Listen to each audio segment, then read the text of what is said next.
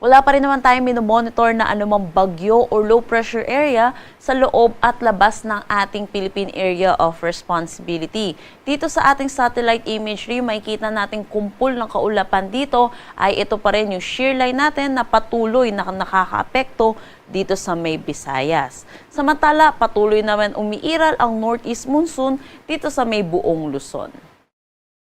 Para sa magiging panahon natin ngayong araw dito sa Luzon, dulot ng shear line, inaasahan natin makakaranas ng maulap na papawirin na may mga kalat-kalat na pag-ulan dito sa may Albay, Sorsogon, pati na rin dito sa may Masbate.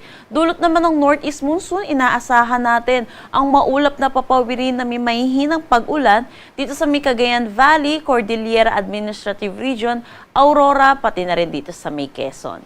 Para sa Metro Manila at nalalabing bahagi ng Luzon, inaasahan naman po natin ang bahagya hanggang sa maulap na papawirin na may mga isolated light rains. Agwat ng temperatura para sa Metro Manila, 22 to 30 degrees Celsius, Lawag 21 to 30 degrees Celsius. For Tugigaraw, asahan natin ng 19 to 27 degrees Celsius, Baguio 14 to 23 degrees Celsius, Tagaytay 21 to 27 degrees Celsius, at Legazpi 23 to 27 degrees Celsius.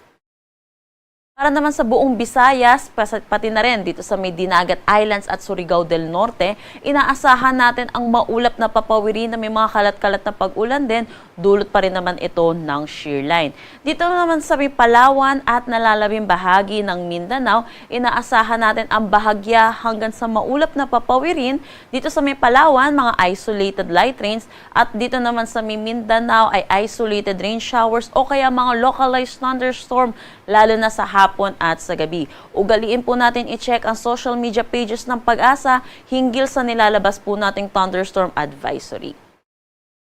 Agwat ng temperatura para sa Calayan Islands at Puerto Princesa, 25 to 30 degrees Celsius, Iloilo, 25 to 28 degrees Celsius. Para sa Cebu at Tacloban, 24 to 30 degrees Celsius, Cagayan de Oro, 24 to 31 degrees Celsius, Zamboanga, 25 to 33 degrees Celsius, at Davao, 25 to 34 degrees Celsius. Meron po tayong nilabas na weather advisory hinggil sa ulan na dala netong shear line.